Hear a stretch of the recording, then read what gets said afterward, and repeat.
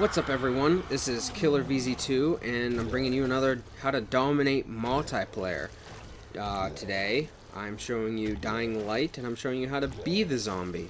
I already showed you how to properly defend against it, which I think is more important. So yeah, I wanted to get that out first, and now I'm showing you how to be the zombie properly. To start out, you need to split them up. Here I get a lucky pounce. He almost flashlighted me. That's luck. And, you know, luck is obviously always a factor. But you really want to split them up. And by killing one, the other one, they kind of scatter. That's always good. Another thing I want to mention here is I tried to get a four-player, but I've only ever gotten a four-player game once. And I've played this, 20-some times. Not counting the ones that kind of, like, don't let you into the game. I mean, there's some sort of either people are quitting out when they see they're invaded, which I'm not sure if that's the case, but if it is, like, that's dumb, because you can set it to single player, you can set it to never be invaded, you can do all kinds of stuff like that. So I don't know why you would do that, because lots of times I get in the game and it starts to do the load up, and it's like, oh, these people, quit the session, quit the session, quit the session. So I'm gonna assume it's a server issue or something, on either Xbox's part or, Dying Light's end. So finding games with, like, multiple people is pretty rare. At least 3 people or higher is rare. I get lots of games with 1, I get lots of games with 2 people. I wanted to get 3 as a bare minimum, just to show you some of the tactics here, and that's what I'm going to do here. Here you can see me doing the ground pound move, which in my how to defend against, I said a zombie that knows what he's doing will never let you get in close. And as you could see there, I just kept ground pounding him every time he went to get in to get the melee strike on me, and it keeps him, at a distance and does a decent amount of damage. So here I'm doing what I like to call the tentacle walk. I don't like to just fully grapple out like you would with the human grapple. I like to do a, grab ledges here, do, like, it keeps you in the air, keeps you moving pretty fast.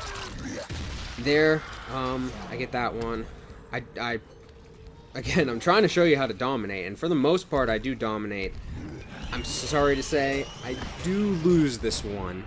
I kind of start going easy on them just because I wipe out like 7 of them before they get one nest. I like to be a little sporting. I don't like to, make people rage quit. I'm here to show you how to be good, but not to be, a complete asshole. But I kind of let them get a little farther ahead than I should have, and then I make 1 or 2 key mistakes, and, they win it. But, it's still good footage, showing you, I want to show you what to do and what not to do, so don't get too cocky. No matter how far ahead you are, things can happen and you can lose. So, don't get too cocky. Here, I just wiped the whole team right here, which is a rare thing, but you want to keep moving around. Right here, I try to do more of the ground pound. What kills me here, if you pay attention, is I knock him back right before the last one that would have killed him. He hits a barrel and doesn't go back as far as I would have liked him to. So you do not want to ground pound people when there's something behind them, to their back, because they'll be able to get up closer to you faster before you can charge up your ground pound and kill you, which just happens right like here, I think. Yeah, he kind of hit the barrel a little bit, didn't go back as far as I would have liked him to, and he kills me right like that. But, like I said, at this point, I start going a little easy on him, just trying to get some experience, stuff like that. Make the gameplay footage, longer, get some more tips out there. So yeah, spits. I never really use one at a time. I only ever use them together, which I think is a good rule of thumb. By getting 2 spits out there, you increase your chances of actually hitting one. If you double tag them, it's almost guaranteed to kill, except I'll show you later, by some miracle they survive. I double tagged 2 of them and no one dies. So, the luck, like I said, is definitely a factor. So yeah, they start getting some kills on me, start taking some nests. I'm not too worried about it. Let's see, where... Okay, yeah, here. They're starting to stick together better. which, again, at the end, I think is part of why, at the beginning, they really spread out, which made it pretty easy for me to pick them off. Don't get in close quarter. Like I said, I'm just trying to get some spit points and some ground pound stuff. Don't ever get into some place where you're like stuck in like this, because they'll just annihilate you. I'm surprised I even knocked one of them down. I really was. So yeah. What else do I want to say here? UV block. And in fact, it's saying UV block here. Not the biggest fan. I kind of recommend spending your points in other things like aerial ground pound, you know, the leapfrog, getting your spits. Spits are the most important in my opinion. They can really throw monkey wrenches into, especially groups of them, because they're sticking together. You can't really pounce right. So you want to get those spits out there. You can hit, you know, multiple people, one spit, so on. Here they're using camouflage, which you can hear them talking a little bit. They think it makes them invisible. It doesn't. What it does is it makes you not able to see them through walls with your screen.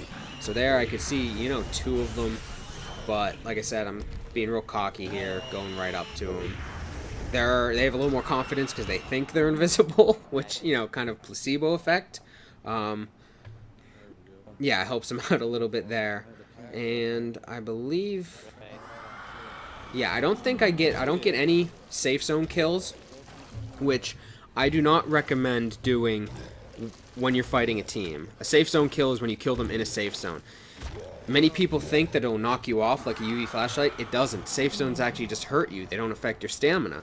So if they're sitting there in a safe zone like, nah, you can't get me, if you're able to get in there, the UV lights around the place don't take away your stamina, so you can pounce them. And even if it kills you in the middle of pouncing, they die. You will not die until you're finished with the pounce animation, and they die. Which one-on-one is a very good trade-off for the zombie, because you may die, but so do they, and you both respawn, you know, pretty similar times right next to each other, so it's definitely worth it. However, in multiplayer, it isn't.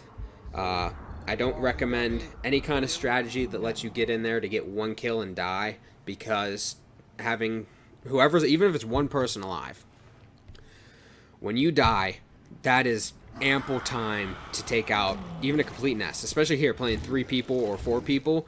If you die and you only took out 1 or 2, they have plenty of time before you come back to take out an entire nest, which is not worth it whatsoever. Here, that was a lucky one. I don't know why they didn't knock me off there, but, you know, I'll take it.